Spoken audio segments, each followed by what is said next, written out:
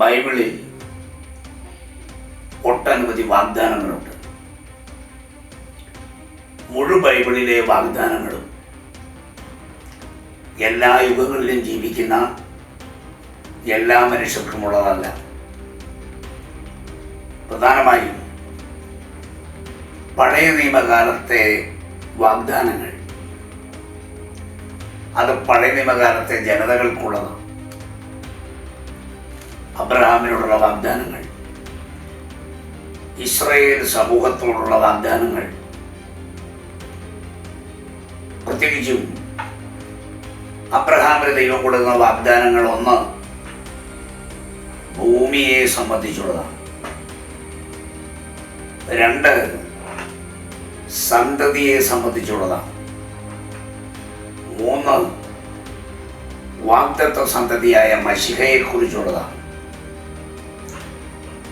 ഇതുപോലെ തന്നെ ഇസ്രായേലിനെ സംബന്ധിച്ചും ദൈവം കൊടുത്ത ധാരാളം വാഗ്ദാനങ്ങളുണ്ട്. അത് ആ കാലഘട്ടത്തിലെ ജനതകൾക്ക് വേണ്ടി മാത്രമുള്ള വാഗ്ദാനങ്ങളാണ്. ഒരു ഭൗതിക സാഹചര്യങ്ങളെക്കുറിച്ച്, വാഗ്ദത്ത ഭൂമിയെക്കുറിച്ച്, അവിടുത്തെ സമൃദ്ധിയെക്കുറിച്ച്, ശുഭകാലത്തെക്കുറിച്ച് ഒക്കെ ഇസ്രായേലിനോട് ദൈവം വാഗ്ദത്തങ്ങൾ നൽകിയിട്ടുണ്ട്. ഈ വാഗ്ദത്തങ്ങൾ എല്ലാ കാലത്തുമുള്ള എല്ലാവർക്കുമുള്ളതല്ല. അബ്രഹാമിന്റെ സന്തതിക്ക് മാത്രം അവകാശപ്പെട്ടതാണ് ഇസ്രായേൽ എന്ന നാട്.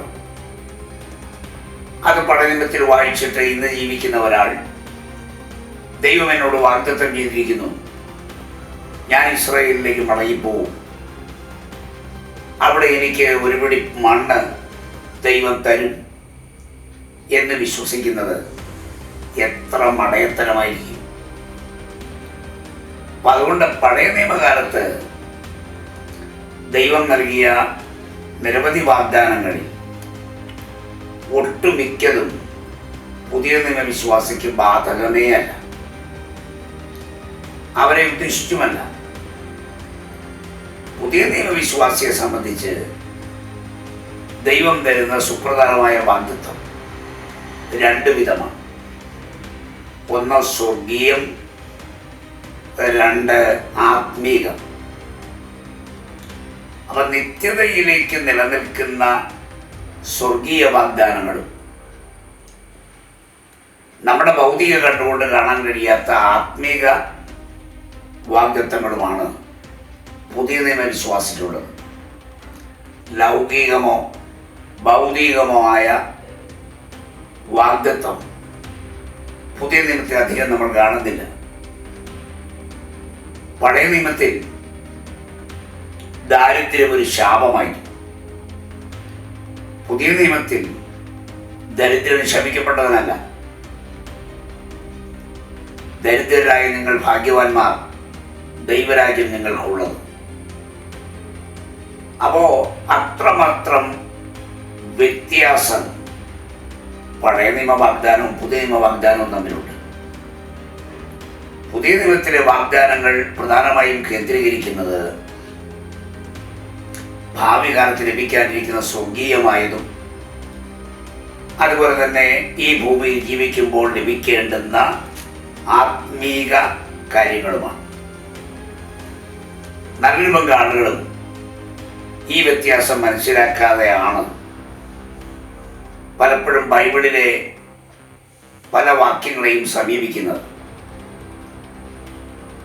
ജീവിതത്തിൻ്റെ ഞെരുക്കത്തിലൂടെയും ഇല്ലായ്മകളിലൂടെയും വല്ലായ്മകളിലൂടെയും ഒക്കെ കടന്നു പോകുന്ന കേൾവിക്കാരന് ഈ പഴയ നിയമ വാഗ്ദാനങ്ങൾ കേൾക്കുന്നത് വല്ലാത്ത ഒരനുഭൂതിയാണെന്നും ആശ്വാസമാണെന്നും തൽക്കാലത്തേക്ക് തോന്നാം.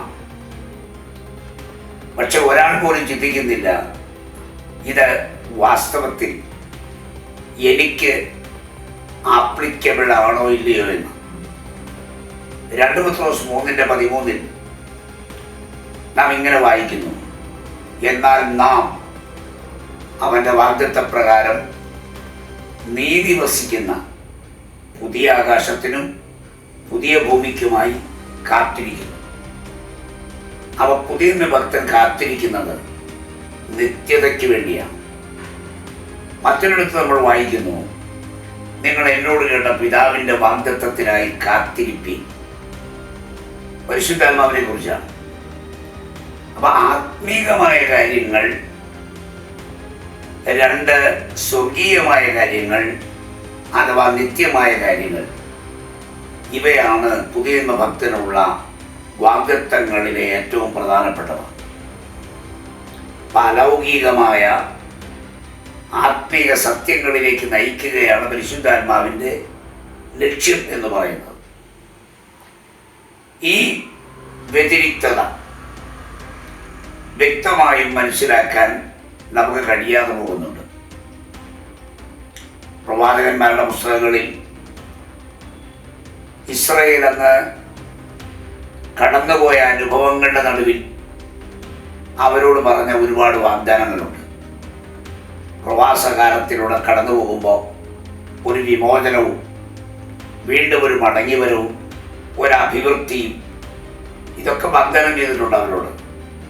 ഇതെല്ലാം തെറ്റിപ്പോയ ഇസ്രായേലിനെ തിരിച്ചു വരുത്തുന്ന ദൈവപ്രവൃത്തിയുടെ ഭാഗമാണ്. അത് ആ ഒരു സന്ദർഭത്തിന് മാത്രമേ ഇണങ്ങൂ. ഇന്നുള്ള ആളുകളുടെ അതേപടി ഏറ്റെടുക്കുമ്പോൾ ഒരു താൽക്കാലികവും കപടവുമായ ആശ്വാസം ലഭിക്കുമെന്നല്ലാതെ അത് അതേപടി തൻ്റെ ജീവിതത്തിൽ നിറവേറും എന്ന് പ്രതീക്ഷിക്കുക വയ്യ. അതാണ് പ്രതിസന്ധി എന്ന് പറയുന്നത്. എത്രയോ ഉദാഹരണങ്ങൾ നമുക്കിടയിൽ എന്ന് പറയുവാനുണ്ട്. ദൈവം വാഗ്ദാനം ചെയ്തത് എന്നോടാണോ എന്ന് ആലോചിക്കേണ്ടതുണ്ട്. അബ്രഹാമിനോട് ദൈവം പറഞ്ഞ കാര്യങ്ങൾ അബ്രഹാമിന് മാത്രം പ്രസക്തിയുള്ളതാണ്. അടുത്തയാണ്ടിൽ ഞങ്ങൾ ഈ സമയത്ത് നീ ഒരു കുഞ്ഞിനെ ഗർഭം ധരിക്കുമെന്ന് സാറയോട് പറഞ്ഞു. അത് സാറയോട് മാത്രമുള്ള വാഗ്ദത്തമാണ്. അത് ലോകത്തിലുള്ള മുഴുവൻ സ്ത്രീകളും ഏറ്റെടുക്കേണ്ടതല്ല. ഇതുപോലെയാണ് ബൈബിളിലെ പല കാര്യങ്ങളും. അതത് കാലഘട്ടങ്ങളിൽ ജീവിച്ചിരുന്ന വിശുദ്ധന്മാരോട് ദൈവം പറഞ്ഞ അതത് കാലത്തേക്ക് പ്രസക്തിയുള്ള വാഗ്ദാനങ്ങളുണ്ട്. അതൊരിക്കലും നിത്യമായി നിലനിൽക്കുന്ന എല്ലാവർക്കുമുള്ള വാഗ്ദാനങ്ങളല്ല. നമ്മുടെ പുതിയ നിയമത്തിലെ വാഗ്ദാനങ്ങൾ കേവലം രണ്ട് കാര്യങ്ങളിലാണ് ഊന്നുന്നതെന്ന് വേദപുസ്തകാടിസ്ഥാനത്തിൽ നമുക്ക് മനസ്സിലാക്കാൻ കഴിയും. അത് ഞാൻ വീണ്ടും ഒന്നുകൂടെ പറയട്ടെ. ഒന്ന് ആത്മീക വാഗ്ദാനങ്ങളും രണ്ട് സ്വർഗീയ വാഗ്ദാനങ്ങളുമാണ്. അതിലുപരിയായതൊന്നും പുതിയ നിയമം വാഗ്ദാനം ചെയ്യുന്നില്ല. പുതിയ നിയമം അതിലപ്പുറത്തുള്ള കാര്യങ്ങൾ വാഗ്ദാനം ചെയ്യുന്ന തിരുവെഴുത്തുകളൊന്നും തന്നെ നമ്മൾ കാണുന്നുമില്ല. അതാണ് ബൈബിൾ അടിസ്ഥാനത്തിൽ നമുക്ക് വാഗ്ദത്തങ്ങളെക്കുറിച്ച് മനസ്സിലാക്കാൻ കഴിയുന്ന സത്യം.